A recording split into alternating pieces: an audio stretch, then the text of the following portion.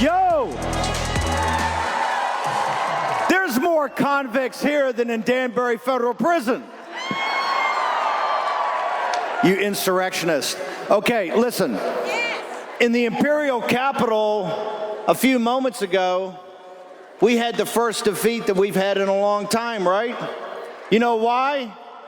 The political class is infected with a malignant cancer. That cancer is bipartisanship, right? You guys remember we met last year. It was before President Trump. It was before the primary, before the general election, before any of these victories came.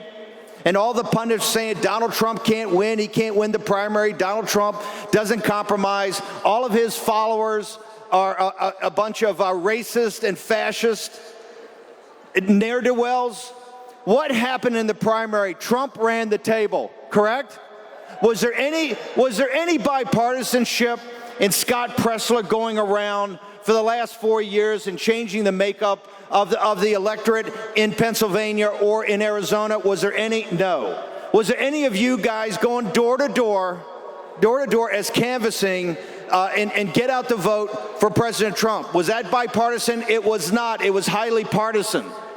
Was there anything about the election integrity of folks going in and doing the hard work and sitting around the table and making sure they couldn't steal the 2024 election like they stole the 2020 election? Was there any compromise at all in anything that you all did? No, there was not. It was zero. Let's go back in time. When they stole the 2020 election, President Trump left the Imperial Capitol, came to Mar-a-Lago. And they said, every pundit said, you'll never see Trump in politics again. Trump is finished. Trump is a spent force. The MAGA movement was just a blip, right? He was there for 4 years. It was a surprise victory over Hillary Clinton. And what happened? Right, his polling was down. The only people that went down and saw him from the political class were people to make sure the lion was still in the cage. He had no support except from you. You guys refused to back off. Think about the journey you have been on with President Trump since the election was stolen. Everybody consistently told you that, all the pundits on Fox and MSNBC and CNN, consistently, Trump can't win, Trump's a loser, Trump's people are bad people, the country won't support him, right? Think of the moral courage President Trump had to come back. It is the most, Kennedy wrote a book, Profiles in Courage. That is nothing. You read all the examples. They pale in comparison to Trump. President Trump, when he's back in Mar-a-Lago, when he made the conscious decision not to sit there and just enjoy his grandchildren, enjoy the golf courses, enjoy the empire he built, his wife and the great family, he made a conscious decision that this story is not over. That what they had done is stolen an election, and what they were prepared to do to the country was pure evil.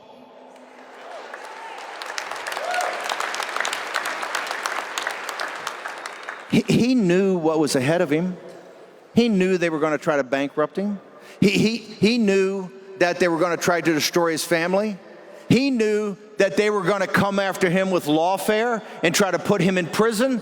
All of that he understood when he made the decision that he would return. He would return and defeat them, win the primary against the Republican Party, and then defeat Joe Biden or whoever the puppets were, the puppet masters in back of Joe Biden. That single act of doing it was the single greatest act of political courage in the history of the country.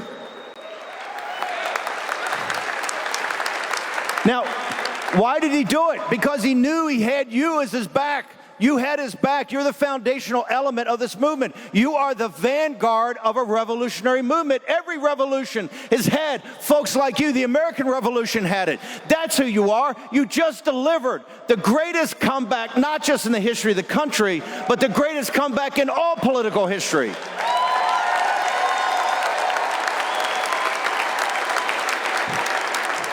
Do you understand your power? Do you understand it? I don't think so. You know what understands it? Wall Street understands it. The titans of Silicon Valley understand it. The political class in Washington, D.C. understand it, because every day they plot to defeat President Trump and therefore to defeat you. Look at what happened in the last 48, 72 hours. You know, President Trump wins. He's on a roll. He's on a roll. He's treated like the President of the United States. You know why they treat him like that since the victory? Because they understand that Joe Biden is an illegitimate imposter. That never in American history, never in American history has any president-elect been treated like Donald Trump on the international stage and by the American people, because the American people understand that Biden is an imposter. They understand now that he stole the 2020 election. President Trump goes to Notre Dame and he's treated like Charlemagne. He looks like Charlemagne when he walks in, like a king, like a leader. You see those little munchkins? You see the little munchkins, Macron and the wife, and Jill Biden, Dr. Jill Biden. By the way, I wish any of my 3 ex-wives gave me the look that Jill Biden gave Trump. Come on, man. Come on, right? What's the over and under she voted for him? You know it happened. Look how they received him. Look how they're receiving him everywhere. Look at Army, Navy. The midshipmen and the cadet Corps of Cadets is not supposed to act like that. Look at it. I've never seen intensity of love of a commander-in-chief. You know why? They consider him the commander-in-chief, not Biden.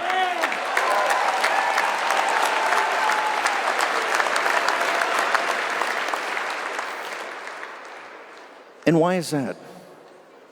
Because of you. They understand, and as our message gets out, remember last year, people were doubting, had no earthly idea if he could do this. You didn't. And look at the message that you brought out, going door to door. President Trump at the rallies, right? Look at the coalition we've put together. African-American men, right? Hispanic families. Young men have voted overwhelmingly for President Trump. Part of that is the moral courage. But then at Butler, you merge moral courage with physical courage. You have a unique leader in this country's history we haven't had. President Trump, I just said, President Trump's not particularly churchy, right? But I was there in 2016 when we were down by 12 points with 100 days. President Trump, divine providence works through Donald Trump as its instrument. Do you understand the odds against Trump winning in 2024 of what they did? You understand the long odds of this? It's like 1 billion to 1. Go back and look at all the pundits. They dismissed it. They laughed at it.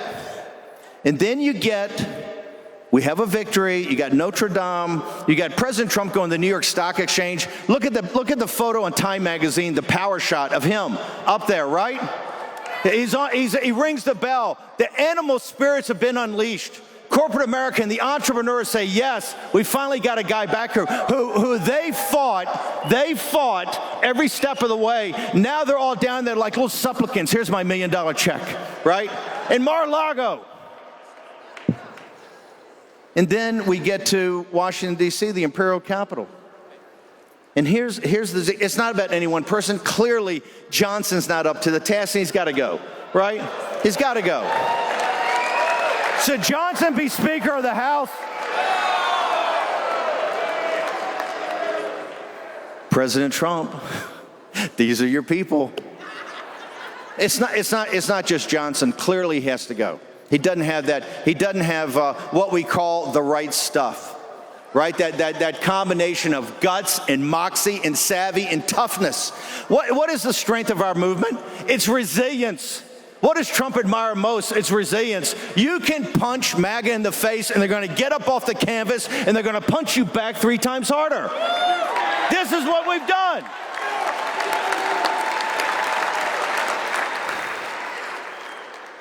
Johnson goes to the UFC fights, right? He's on the plane. He's walking in the UFC fight, right? And when President Trump shows up the UFC fights, it's like the Roman Coliseum. I mean, this thing explodes, right? I mean, it's unbelievable. He's there. He's at the Army-Navy game, hanging in the box. He's always around. He's down Mar-a-Lago. Did he ever mention to President Trump? Did he ever mention to Vivek? Did he ever mention to Elon? It's 1,500 pages of sellout to Hakeem Jeffries.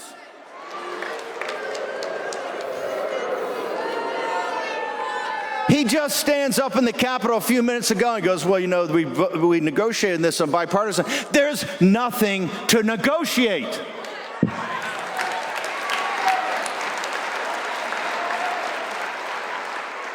We don't need partisanship now. We need hyper-partisanship now. The conversation is over. President Trump came back from the political dead and on the shoulders of the most powerful populist movement in the history of the world, brought in every demographic, every ethnicity, every gender in every part of the country, and won a landslide victory, all the battleground states, every demographic, and the popular vote. We have nothing else to discuss. It's only about the execution of President Trump's plan.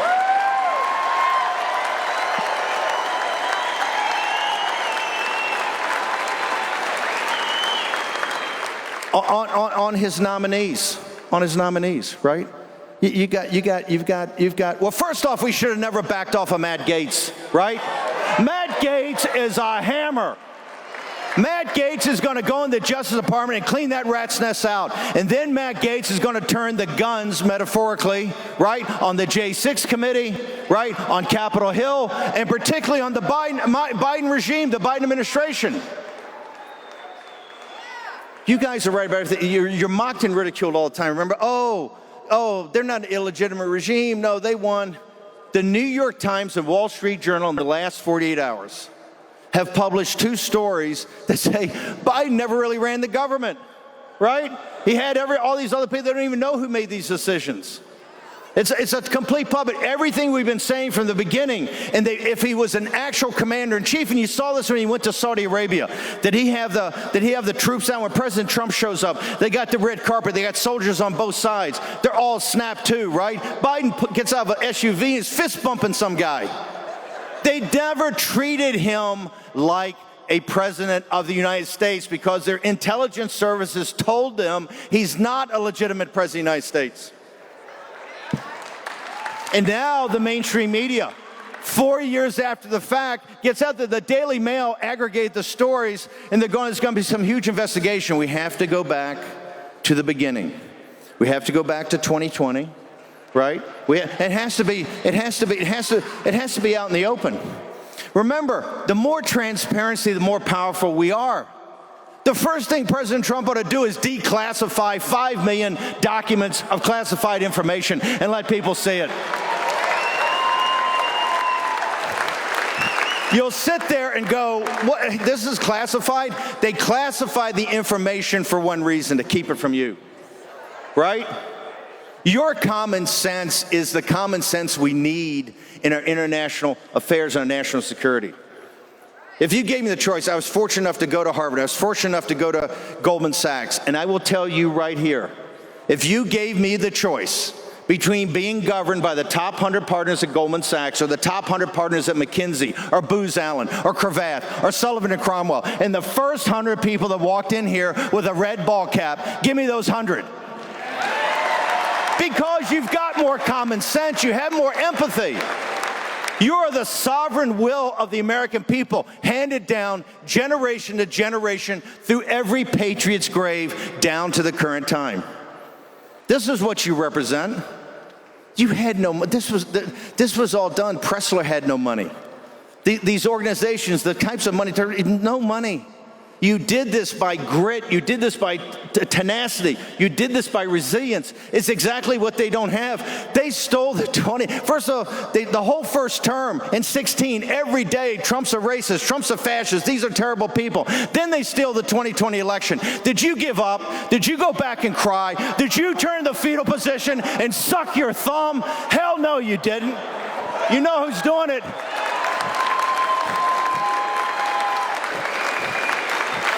We hear in the mainstream media is how they have to have quiet time, and they got psychologists over at the State Department patting them on the head. They're too tired. There's no resistance because they can't take it anymore. Fuck you. We're going to go win.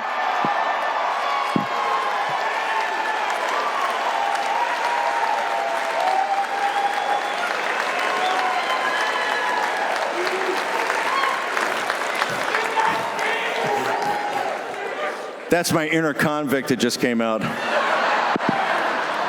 No, I'll be blunt. I find their weakness appalling, right?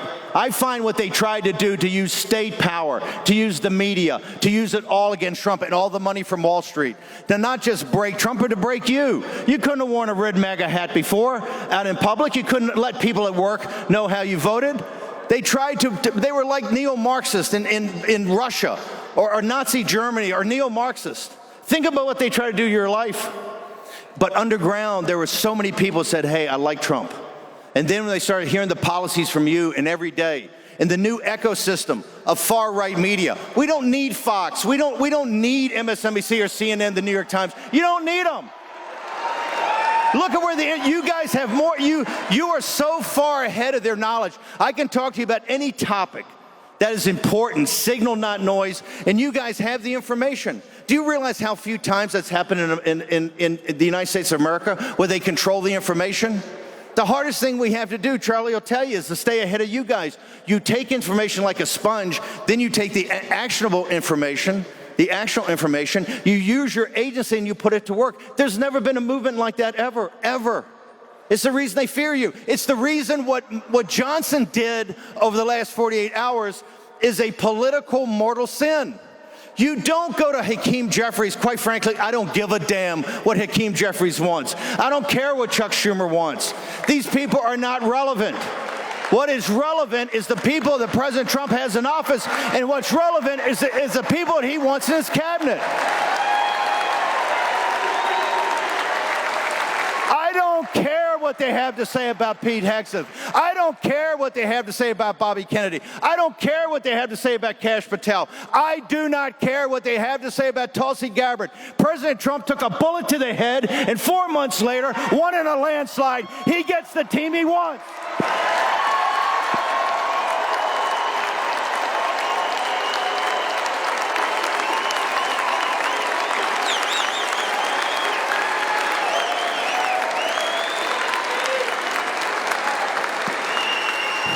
And what does the political class do? The political class gives 1,500 pages. And here's the thing that galls me the most. All the giveaways, biolabs in Ukraine, all this different crap, right? More stuff, you can't investigate them.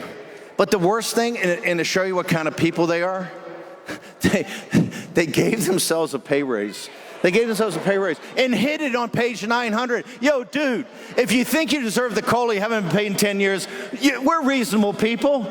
We're reasonable people. Just put it on the front cover, and we tell you, go screw yourself, okay? If the 173 is not good enough, I got a lot of folks here that'll go hit the bed and serve their country for $173,000 plus expenses, right? If it's not good enough, give it up. And then you got the seething anger, you know, the young guy that assassinated a guy, shot him in the, laid in wait, shot him in the back at point blank range. Not exactly an American tradition, right? It was like Robert Ford shot Wild Bill Hickok, the worst thing that happened in the American West, or one of the worst things that ever happened. He does it. That seething anger underneath it. So what do these guys do? I don't know. They opt out of Obamacare, some of the insurance program, in the dark of night. Because this is how the political class thinks. They don't think like you. They don't think like Trump. They think in a totally different, it's all politics. It's all this irrelevant nomenclature. They never get down to the thing itself. Think about it. President Trump, there's 3 big lines of work right now. One is to stop the forever wars, right? In Ukraine, go back to our show. I said on the evening on Ukraine, this thing's absurd, and they're never going to give up those Eastern-speaking territories or Crimea. We're 3 years later. Folks, there's 1 million dead and wounded Ukrainians. When I say wounded, I mean the no legs, no arms. 1 million. The Russians have 700,000, 1.7 million. In Ukraine, eastern Ukraine's been destroyed. We've put $250 billion, $250 billion. And Biden every day is trying to send more arms, more weapons, strip our own military of everything to get it in there, right? And making it harder for President Trump to be able to negotiate. But I will tell you, when they gave Hunter Biden the pardon and they went back to 1 January 2014, that's a signal, right? They know what they did in Ukraine. They know what they had to hide in Ukraine. When we get into Ukraine and investigate and we rip the scab off of Ukraine, there's going to be some pus come out of there that's going to revolt the American people. I'm talking about the biolabs, the child trafficking, where the money went. Zelensky, to me, is a criminal. He ought to be under full investigation. And then when we find out how much he and his buddies have stolen,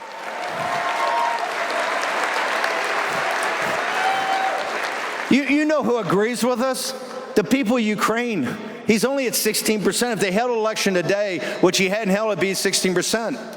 So President Trump's got the war in the Middle East. Now you've got against, telling Trump, you didn't know what you're doing. You didn't know what you're doing. The Persians are what, a week, 2 weeks away from having nuclear-grade material to make a nuclear weapon? Didn't President Trump warn us about that? Didn't he stop that? So you got that situation. You have with the Chinese in the South China Sea. Everything on this war to stop the kinetic part of it is a huge lift for President Trump, and all they do every day is make it worse, right? Then you look at the southern border. You know Biden's illegitimate. Who would allow into their country to organize it, initiate it, and then exacerbate it? Who would allow 12 to 15 million illegal aliens into this country? And they did it to crush the African-American and Hispanic citizens, low-skilled workers. They did it because they wanted those wages to go down to stop inflation. You notice they didn't do this to investment bankers. They didn't do this to lawyers. They didn't do it to the lobbyists in D.C. They did it to the folks in this country, the hardest working folks that could least defend themselves. This is why the message of Donald Trump is resonating. This is why we won in the Rio Grande Valley. This is why we won in South Texas. This is why Trump can get 15,000 people in South Bronx. And if they weren't stealing votes two at a time with handfuls at a time, he would have won New York City. He would have won the boroughs. That's part of the Trump revolution. What we've done is a realignment like 1932. Like FDR. There's nothing to stop us but ourselves. So let's talk about that. The biggest issue is the financial and economic, and particularly the debt. And this is what President Trump, he's got a plan, he's got these reconciliations, but you got to line everything up. You got Treasury, you got OMB, you got the work that Vivek and Elon are going to do at Doge, right? To deconstruct the administrative state and take it down, right? Right? The bond market, the global capital markets have taken out the government of the United Kingdom in the last year. And they're about to take out the Labor government. It's taken out the government in Germany. It's taken out the government in France. It's taken out the government in Canada. I think I got pattern recognition here, right? It took out Biden. The inflation that was caused by the refinancing of his debt is why inflation didn't go away. President Trump has got to line them up. It's got to be a close run thing. You got to be very organized and get on it. And it's going to be incredibly tough. This may be the hardest part at all. And what is Jay Powell's giving us another interest rate cut, but say on President Trump's watch, we're not going to give any, right? Janet Yellen is playing around with the balance sheet of the Treasury every day. They're playing games, whether it's the war, whether it's the debt, whether it's the border and illegal immigrants. They are playing games to make it harder for Trump. They just announced today they got 2,000 troops in Syria. How in the hell did that happen? Because they don't want Trump to be successful. In fact, they said it the other day, but when we relieved the watch in 17, we're sitting down there, we go through everywhere we are. Army, Navy, Marine Corps, Air Force, Special Forces, CIA paramilitary, 150 countries, 150,000 people. What in the hell are we doing?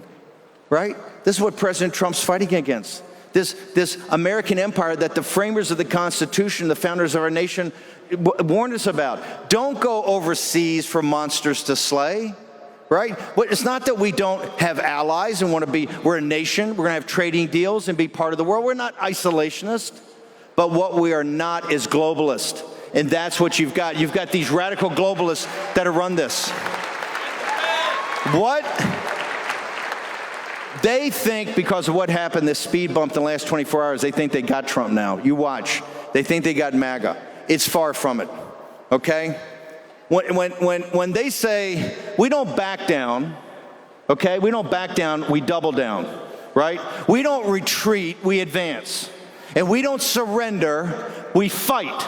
And that is what's needed now more than ever. President Trump needs you to have his back, because as hard as it's been for the last 4 years, as great as you have been, to be the vanguard, the cadre at the tip of the spear. The hardest work's ahead of us. You just saw this in the last 24 hours in D.C.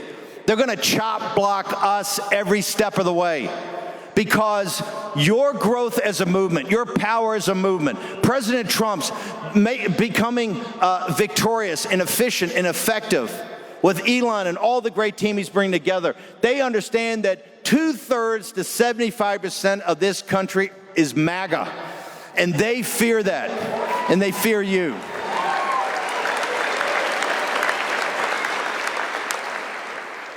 So don't back down, double down, right?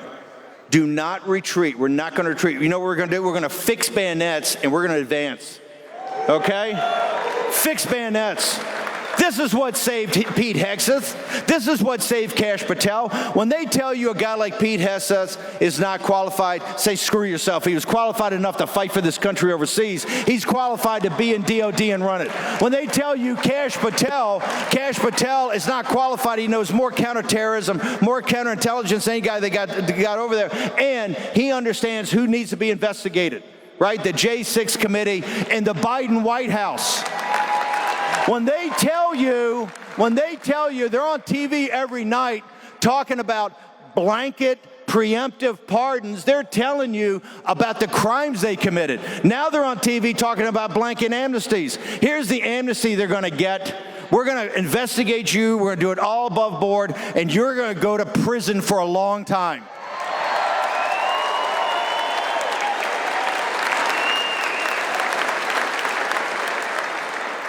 Somebody said President Trump's retribution and his success is going to be the golden age and coming back and great jobs and everything. And that's true, because President Trump's a kind-hearted man. President Trump's a good man, okay? I'm not that kind-hearted, and I'm not that good. I want good old-fashioned Old Testament retribution, okay? I want to go after, with Mike Davis, the vast criminal conspiracy that for the last 4 years tried to bankrupt Donald Trump, tried to imprison Donald Trump, tried to assassinate Donald Trump. That's what we're going to go after. We're going to investigate it, and we're going to put all the guilty in prison where they belong so they can never do it again.